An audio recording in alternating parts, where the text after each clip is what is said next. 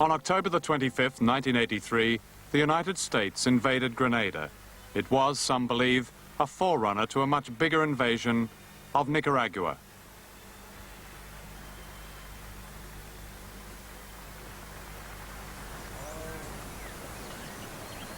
Imagine for a moment that you and your family live in one of the poorest regions of the world, Central America, often called the backyard of the United States. It's likely your home is in the countryside, a one-room shack in which there's no lavatory, no electricity, no clean drinking water. And imagine that at least 2 or 3 times in your life you watch helpless as a brother or sister or a small son or daughter falls ill with something simple and preventable, like diarrhea or measles, and dies. In your community, there's hardly anyone who can read or write except the priest and the moneylender. If you're lucky, you may get a few months' work picking cotton or cutting cane for 40 pence a day from dawn to dusk. And perhaps you'll wonder why your labor produces luxury goods and food for export to self-sufficient countries like the United States and Britain, while you and your family are permanently hungry. But if you wonder aloud about this, you put yourself at great risk, and you may even end up on a rubbish tip, murdered. That is what happens in the small nations of Guatemala, El Salvador, and Honduras. Until 1979, it also happened in Nicaragua. Then almost all the people of Nicaragua rose up against a tyrant called Somoza, whose family had been in power for more than 40 years, put there by the United States Marines. That uprising cost 50,000 lives, almost as many as died for America in Vietnam, but out of a population of less than 3 million people. This film is about the people of Nicaragua and their unique struggle to end a cycle of poverty and humiliation. It is also about a threat, which according to President Reagan, this tiny country presents to the most powerful and richest nation on earth. 1, 2, 3, 4, 5. Bien. This threat, says Reagan, is communist penetration in Central America. But the real threat is this. Children once denied education under the Somozas now have the same right to school as do children in Britain. This botany class did not exist while Somoza was in power, when even the youngest children labored in the fields. In the past 4 years, 2,500 new schools have been built. And this is the threat. These middle-aged peasant women can read and write for the first time in their lives. In the past 4 years, illiteracy has been cut to less than 10% of the population. And this is the threat. Polio has been wiped out. Infant mortality has been cut by 1/3. Serious malnutrition has been dramatically reduced. A national health service has been established in spite of pitifully meager resources. And this is the threat. Open roads, freedom of movement. In a region of turmoil, there's no curfew, no menace from within. It is ironic that Nicaragua is one of the few countries in Latin America where the United States ambassador is able to stroll in safety through the streets. ¡Patria libre! ¡Patria libre! The uprising against Somoza embraced all classes, from right to left, rich and poor, and was led by the Sandinistas. There are few families in Nicaragua who haven't lost a loved one in the fighting. This woman, Maria Elena, lost her son, whom she believes was tortured. She has never found his body. I tell the American people, and Reagan in particular, because I know not all the people are against us. I'd say, why doesn't this man leave us in peace? Even if it means they lend us nothing, they give us nothing at all. Because we are extremely poor people. But please will he leave us in peace. If he'd leave us alone, this revolution could have done wonders, because even though so many things haven't been done, a lot has already been achieved. To understand events in Central America today and the threat of an independent Nicaragua, it's important to look back. won't you kindly open your geography? Let us turn to page 123. Between the Caribbean and the Pacific shore, you'll find the city of Amor. Managua, Nicaragua is a beautiful town. You buy an hacienda for a few pesos down. Central America until recently has been in shadow, largely ignored by scholars and journalists, so that the epic struggles of its peoples and the names of their heroes were lost behind a facade of ridicule, the so-called banana republics. In 1823, President Monroe proclaimed what was modestly called the Monroe Doctrine. Its aim was to protect Latin America from the Europeans, regardless of whether the people of Latin America wanted to be protected. This paternalism later became known as America's manifest destiny, that is, America's God-given right to control its own hemisphere. Early in the 20th century, manifest destiny took on a new meaning. It was now a crusade against Bolshevism, an imagined red threat in America's backyard. In 1912, US Marines landed in Nicaragua to protect democracy, as they put it, and to hold elections. But people in Nicaragua didn't want a foreign army to organize their elections, and resistance began behind a leader who said, "The issue is that the United States has no right to invade and humiliate a small country." His name was Augusto Sandino. He was a liberal and a nationalist, not a Marxist, and the Americans made the mistake of dismissing him as a bandit. Central America, said US Undersecretary of State Richard Olds, has always understood that governments which we recognize and support stay in power, while those we do not recognize and support fail. Major General Smedley Butler of the United States Marines later described his role with disarming frankness. "I was a racketeer for capitalism," he said. "I helped purify Nicaragua for international banking. I brought light to the Dominican Republic for American sugar interests. And I helped make Honduras right for American fruit companies." Sandino and what was called his mad little army rejected all that. On July the 16th, 1927, he attacked the US Marines headquarters here at Ocotal in the north of Nicaragua. And that afternoon, across these hills, came a formation of de Havilland biplanes bearing United States markings. The planes formed into a column and dived at the center of town. With machine guns blazing, they dropped their bombs at 300 feet, and that is now believed to be the first use of organized dive bombing in history, long before the German Luftwaffe was credited with the innovation at Guernica in Spain. There were hundreds of casualties, and Sandino learned a lesson. From then on, he became a master of guerrilla warfare, of attacking and melting away, tactics which were to be adopted around the world and to change much of the world over the next 50 years. By 1933, Sandino's mad little army had defeated the Marines, driving them from Nicaragua, a lesson of history apparently overlooked today. Sandino went to Managua for peace talks, where he was betrayed by America's man, Somoza, the head of the National Guard. In 1934, he was murdered.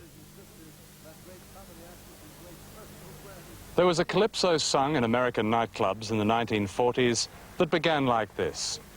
A guy asked the dictator if he had any farms. The dictator said he had only one. It was Nicaragua. Anastasio Somoza founded a dynasty that ran Nicaragua like a family business for 44 years. The Somozas owned almost half of all the arable land in Nicaragua. They controlled the coffee, sugar, and beef industries. Nothing was overlooked. They owned the national airline outright. If you bought a Mercedes car, you bought it from a Somoza company. Even the paving stones in the streets were made by a Somoza cement factory, which got the contract from a Somoza ministry, and of course the profits went to El Presidente. The Somozas were protected by a private army called the National Guard, which the United States created, paid, and armed. Somoza called them his boys, and they tortured almost as a sport. This is the Messiah volcano, which, as you can see, is very much alive. One of the delights of Somoza's boys was to drop his opponents from helicopters into the volcano. The official American attitude to Somoza was best summed up by President Roosevelt. That guy, he said, may be a son of a bitch, but he's our son of a bitch. The first Somoza began his career as a sewerage inspector and went on to own the sewers of Nicaragua, right up to the manhole covers. This is the remains of another Somoza interest after the Sandinistas had got through with it, a notorious blood factory known as the House of Dracula, to which poor Nicaraguans would sell their blood for as little as $1 a litre in order to buy food. The blood would then be sold to the United States for 10 times that amount. The year was 1978, 1 year before the uprising. This was Somoza's National Guard, or Death Squad. Funded as part of America's foreign aid program, they were the instrument of American policy in Nicaragua for almost half a century. They were taught to equate all forms of social unrest with communist subversion. They were above the law. They could murder at will. Now reorganized in Honduras and paid by the CIA, they are described by President Reagan as freedom fighters. In 1972, an earthquake destroyed Managua and killed an estimated 10,000 people. The National Guard were quick to react. They diverted aid from abroad, they looted, and one officer reportedly tried to blow open the National Bank.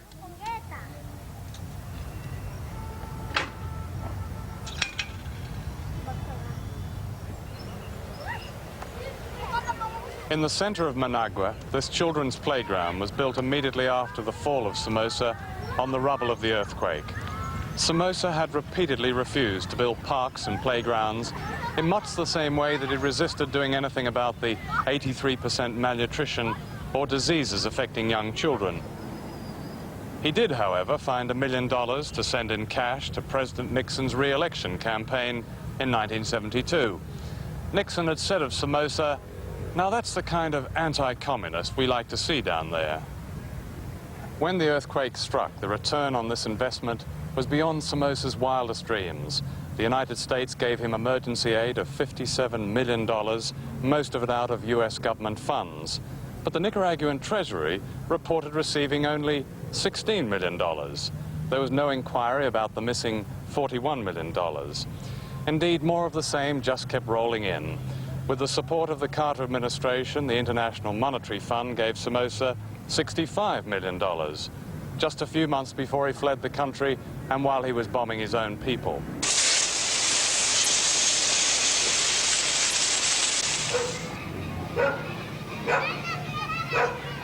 It's important to remember that we found a country in July 79 that had probably 40% of the infrastructure of the country destroyed by the war, and part of it destroyed by the earthquake in 1972, and Somoza didn't repair it, okay? The city of Managua is a very good example of that. Then we found a country with no financial resources. The Sandinista government nationalized 19 different banks, and we found only $3.5 million in the 19 banks. That means 1 day of imports for this country. On the other hand, we inherited an external debt of $1.6 billion, and probably half, $800 million, never were used in this country, were parked in Miami or Switzerland. However, we are now servicing this debt. In 1982, the World Bank congratulated Nicaragua for repaying the debts of Somoza, for generously treating the private sector with incentives, and for substantial progress in health and education. At the same time, the bank regretted having to cut back urgently needed loans to Nicaragua because of, to quote, increasing political limitations. In other words, pressure from Washington. We have been suffering in the last 2 years a sort of financial boycott. The private banks refused to lend to Nicaragua. The multilateral banks, the World Bank, the Inter-American Development Bank, have reduced close to 50% the loans to Nicaragua. And that means that we have shortages of medicines, We have shortages of food. We had the boycott of the wheat. Now we had the boycott of our sugar exports to the United States. We have a boycott of some spare parts that are not coming on time for the crops. Then is a scarcity of foreign exchange that affects the industrial production, affects the agricultural production, and that affects the normal standard of living of the people. Still, they are happy under these conditions. And they are not easy conditions. They are appalling conditions many times. Check with the people if they prefer this life, very simple life, very austere life, to the life under Somoza. What is going here is that the people realize that this is their own economy, this is their own country, and they are facing an aggression, a foreign aggression. This revolution was not made by a proletariat party. It was produced by a popular insurrection. Everybody took part in the destruction of the dictatorship.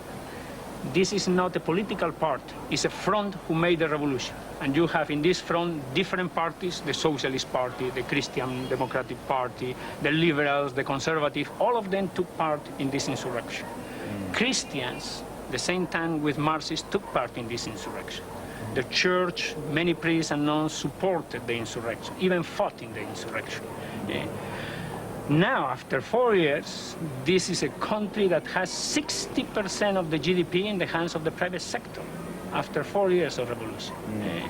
This is a country in which the agrarian reform, instead of distributing land to the public enterprises, to the state enterprises, is distributing land to cooperatives and to private peasants.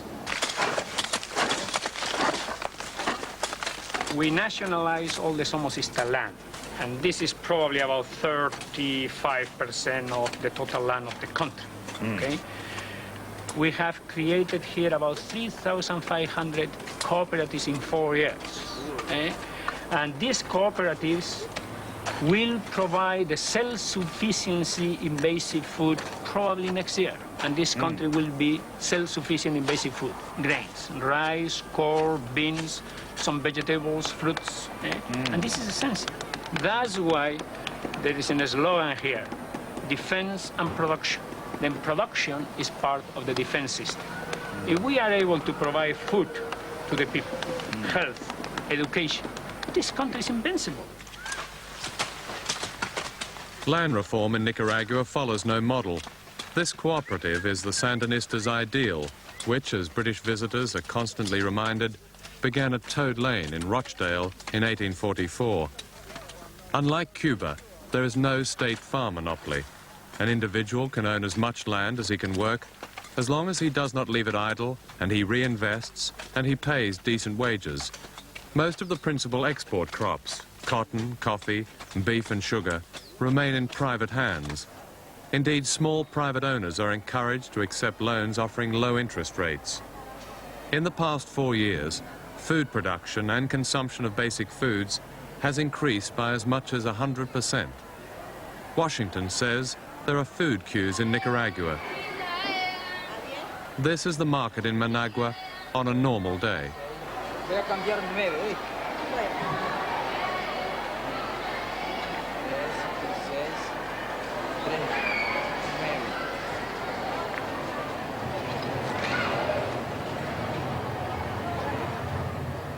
Most revolutions have wanted to appease their ideals and make their supporters happy with theories soaked in blood. The French, the American and the Russian revolutions have all resulted in vengeance and mass murder. Is Nicaragua any different? Well, this is the maximum security prison at Tipitapa. One of the first things the Sandinistas did was to abolish the death penalty, and it's here that members of Somoza's National Guard are serving sentences for murder and torture. I've come to the prison with Thomas Borgay, Minister of the Interior in the Sandinista government, and himself a victim of torture in this same prison. Thomas Borgay was sentenced to 129 years by Somoza. He was kept hooded, naked, half-starved. While he was in prison, his wife was raped and murdered, and he later found her in a mass grave. Hay una enorme variedad A whole range of crimes were committed here. For example, there were National Guards who not only killed Nicaraguans, but also tortured them. There were cases where people's skin was scraped off with shaving knives, alive. Others where their eyes were gouged out with spoons. Others were castrated. There was a range of cruelty here which I don't think would fit into an encyclopedia.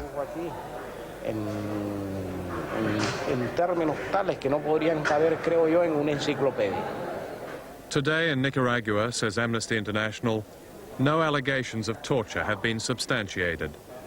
In individual cases of ill treatment, Amnesty told us, those responsible have been punished by the Nicaraguan authorities. I have a sort of amnesia about everything that happened here. Today, I don't remember the bad moments. I've rubbed them from my memory. I think that to remember bad moments is a way of retaining bitterness.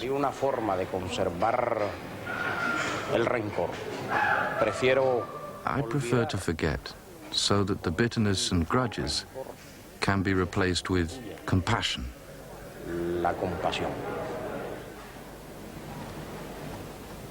Such an attitude has helped to create a possibly unique example of penal reform. This is the only fence on this farm which is also a prison. There are no guards. The staff consists of 2 agricultural teachers. This prisoner was Somoza's personal bodyguard and is described as a former brute, now almost rehabilitated.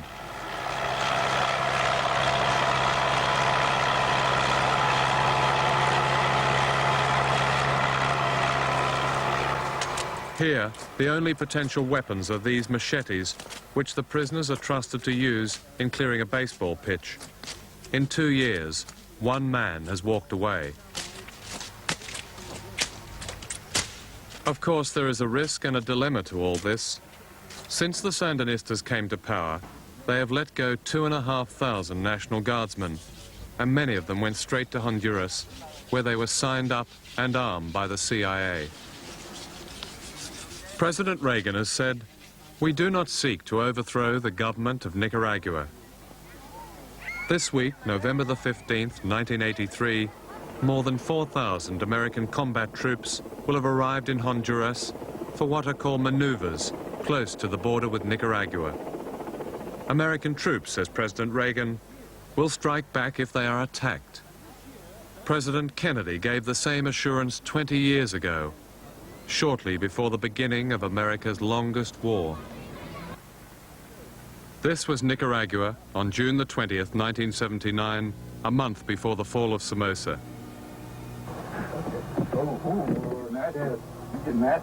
The man you see on the ground is Bill Stewart, an American TV reporter. The man standing with a gun is an officer of Somoza's National Guard. Let him see the picture, or the camera.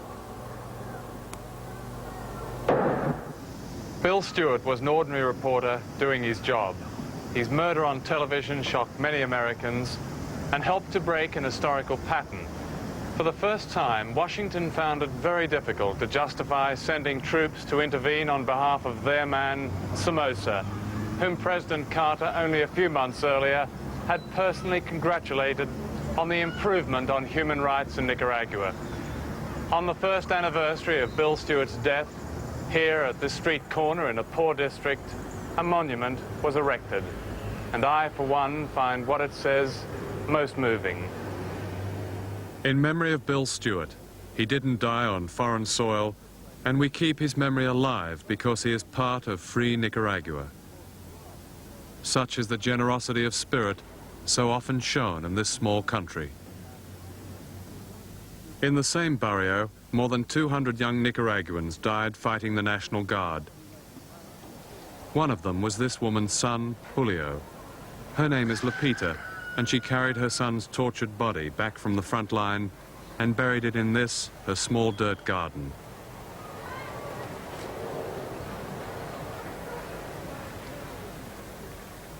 Her other son, Manuel, simply disappeared. Dijo opiniones personales sobre la agresión. Es bastante... My personal opinion about the aggression is that these people have no feelings whatsoever, because they lived exactly as they pleased for 50 years.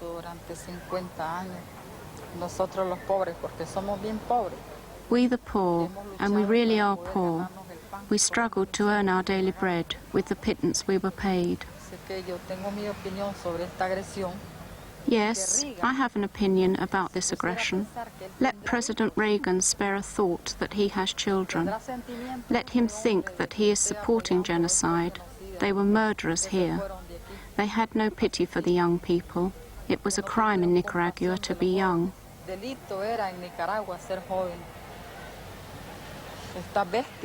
Those brutes, we don't want them in Nicaragua. They carry on killing young men on the borders.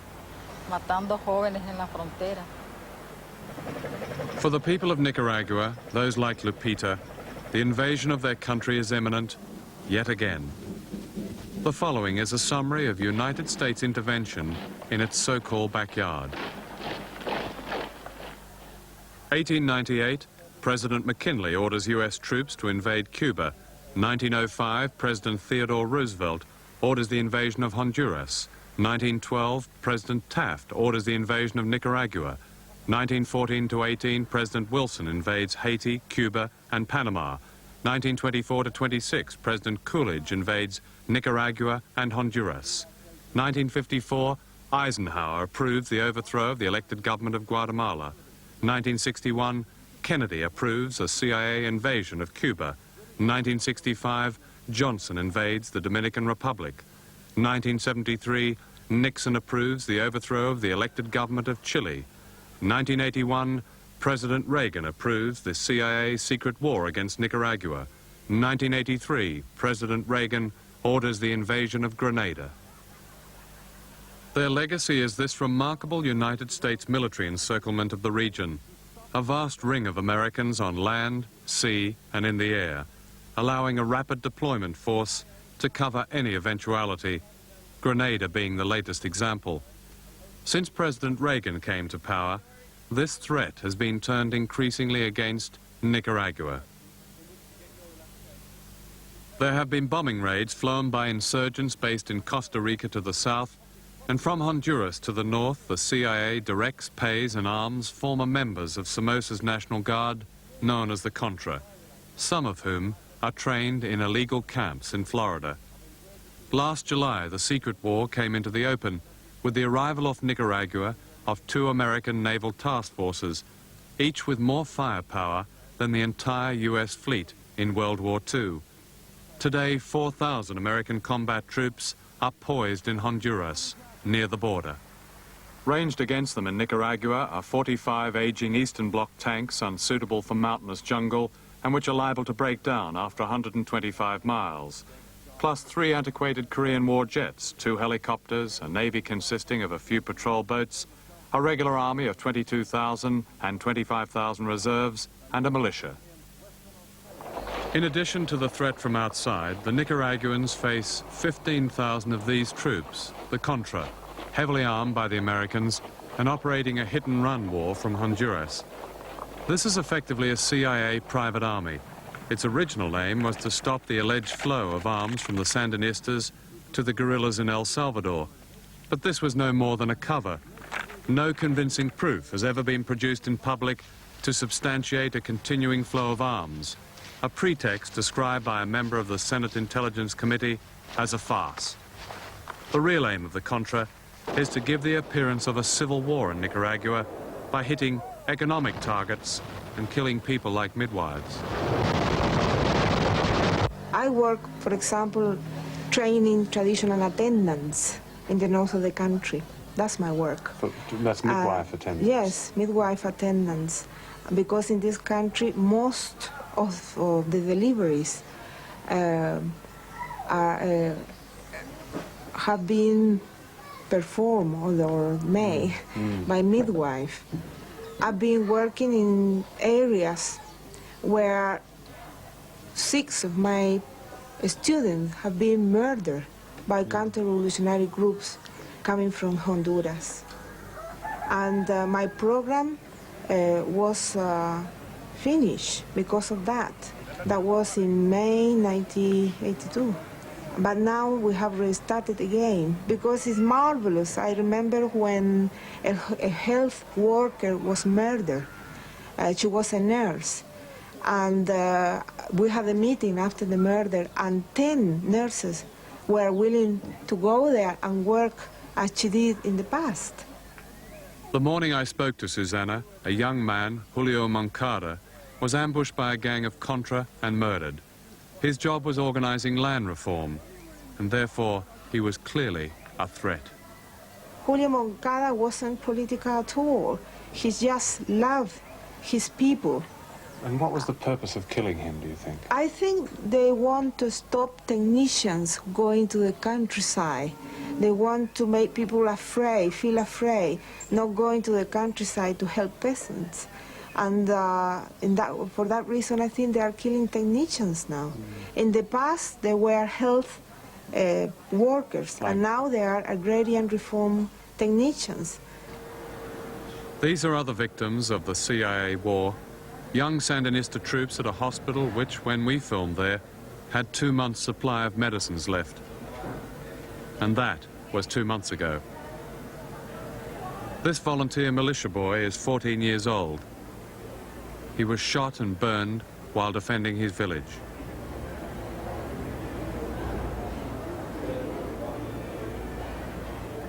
They've been called the gang that couldn't shoot straight.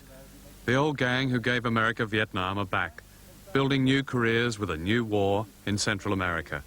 John Negroponte, American ambassador to Honduras, runs the CIA's secret war.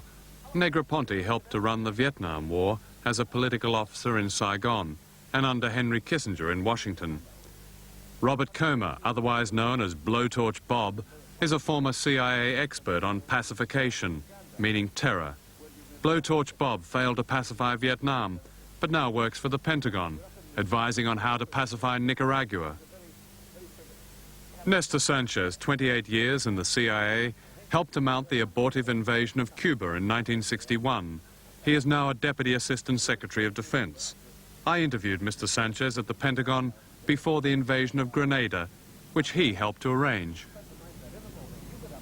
What do you say to critics of the administration who say the Nicaraguan government has the majority support?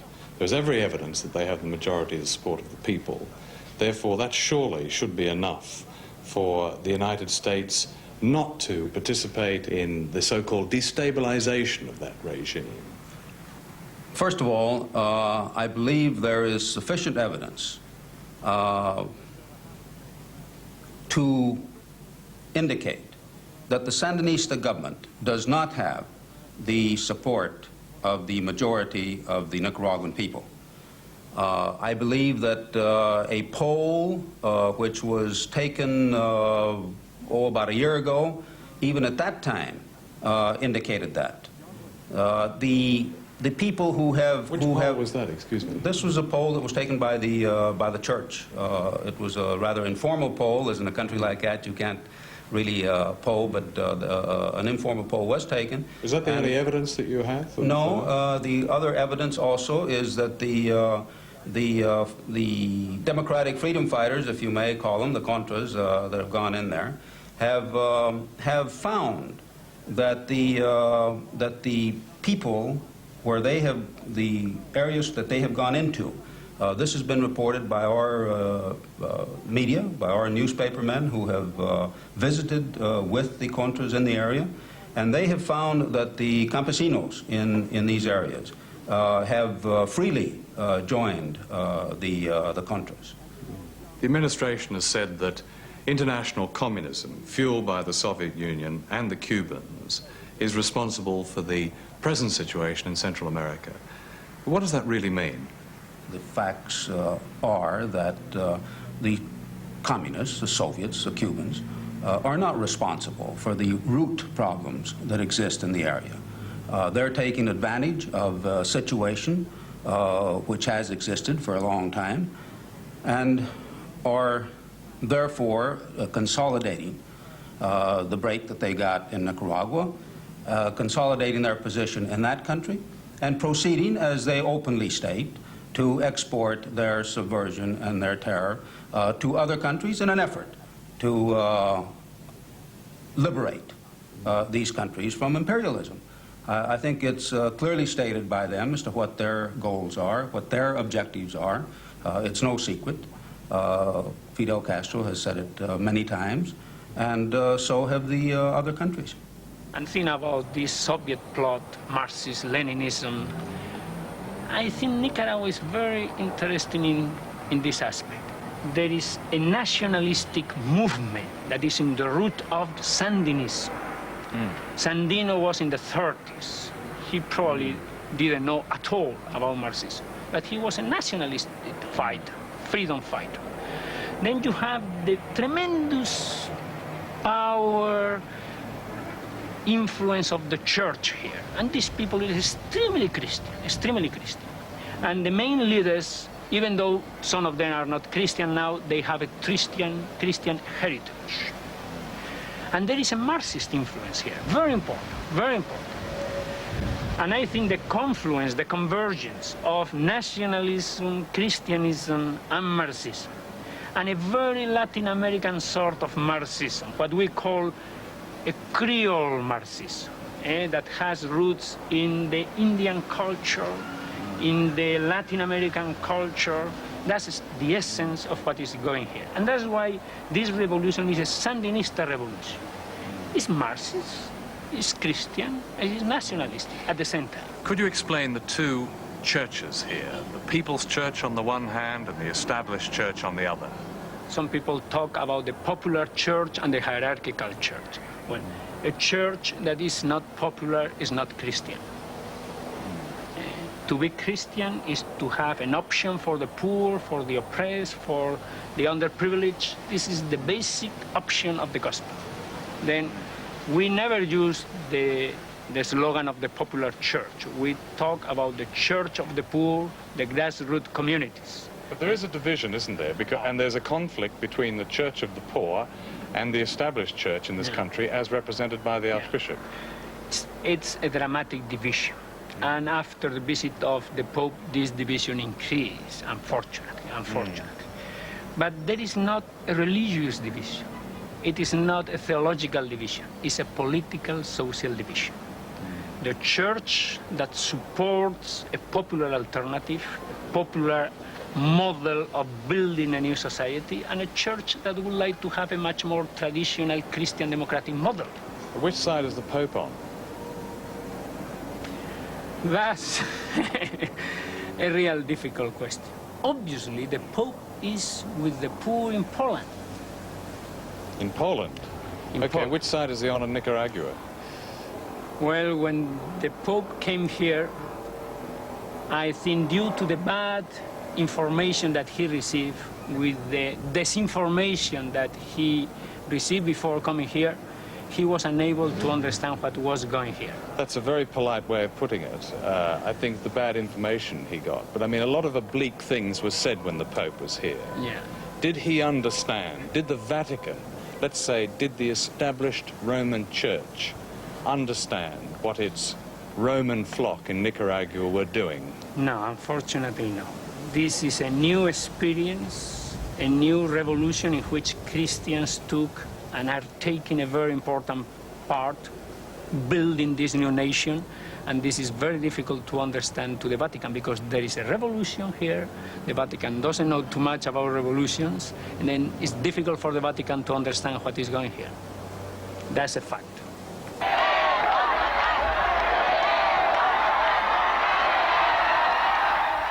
The Pope makes a habit of blessing the governments of countries he visits.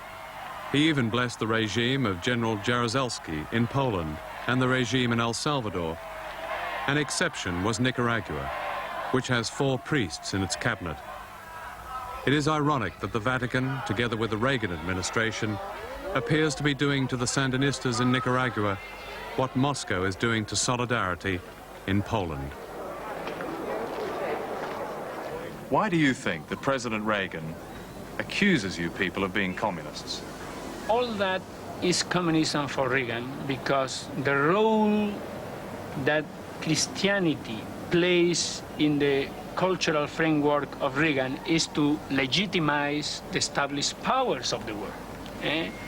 The church has been always with the big capital, with the big institutions, with big countries. Only in exceptions, the church worked with the poor, with the underdeveloped, with the third world countries.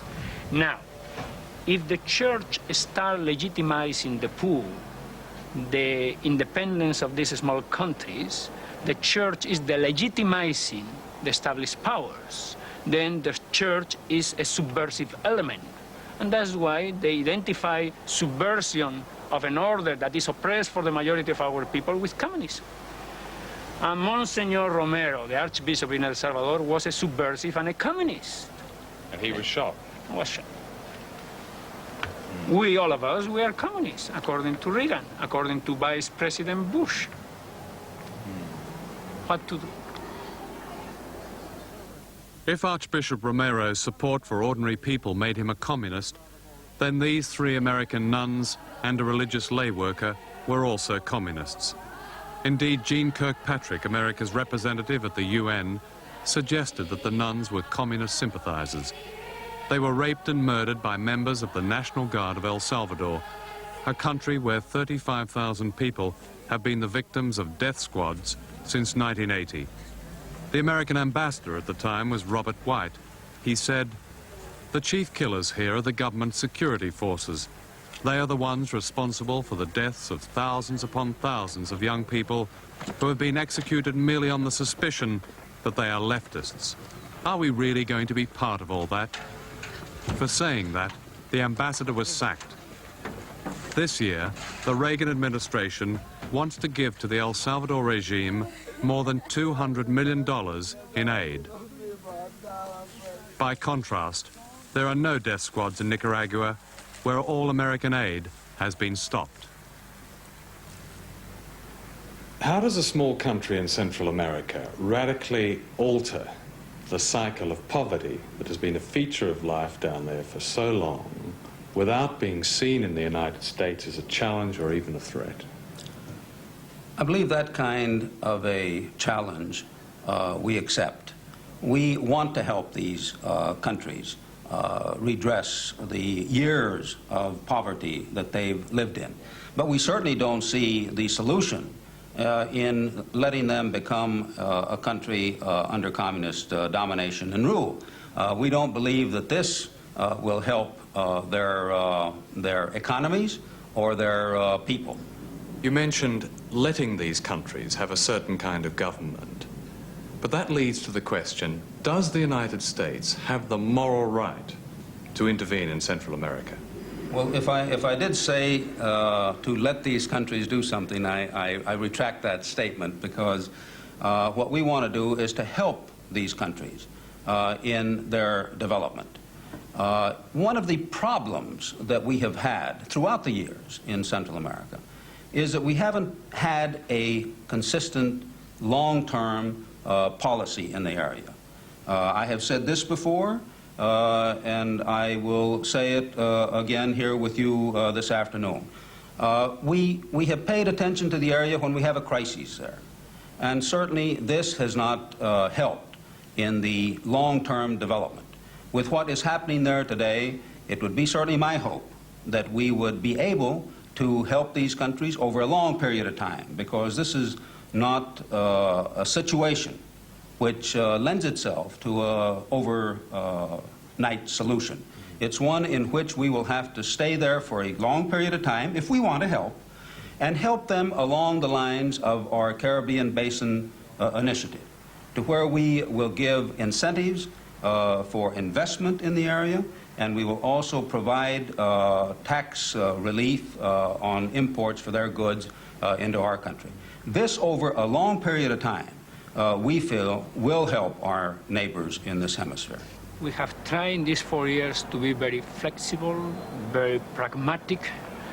We have tried to diversify our dependency from the United States without breaking with the United States. We would like to maintain our diplomatic relations, our economic relations with the United States, but not to have a sort of umbilical cordon with the United States. We try to be our own nation, okay? I think what is happening here is essential for the future of third world countries. Here is a sort of new international law that is at stake here. Have we the right, small, poor, underdeveloped nations in the periphery of the global system, have we the right to be independent nations? Have we the right to build our own security policies? Have we the right to define our new economic models that will satisfy what we say the logic of the majority, the basic needs of our people, that will accept that the logic of the majority will be the logic that will create a new society and not the logic of transnational companies, of the logic of transnational capital? Have we the right to demand these things? With 4,000 American troops now in maneuvers on the Honduran border, don't you see history repeating itself? The possibility of an invasion yet again? I consider that we will be unable to stop the Marines in the border. That's impossible. They have all the military equipment. We don't have Air Force. We don't have a Navy to defend this country. They will come into the country. The problem is how they will go out of this country. Mrs. Thatcher has given very strong support to President Reagan's policies in Central America. How important is the support of an ally like the British government to the fulfillment of those policies in Central America? Such support is vital, is necessary, is very, very important to us. After all, Britain is a European ally with which we also have commitments through NATO, as you are well aware. And I think it's also a recognition, if I may say, on the British part to understand that if we do run into and have problems and have a military threat develop against the United States in the Caribbean, it will also affect the support that we will give NATO in the early parts of a war if one should break out in Europe. Recalling that over 50% of the supplies going to NATO in the early part of any war will be coming out of our Gulf ports. So I believe it is in our allies' interest. I wish we could see the same support, the same strong support that we're getting from our British allies, from all our other allies in Europe. We're seeing a change in that, and I believe this is all very desirable and very helpful to our policy that we're trying to carry out in Central America. Do you see a direct role for NATO in the carrying out of the policy in Central America? Not at the present time, and I don't think that's necessary.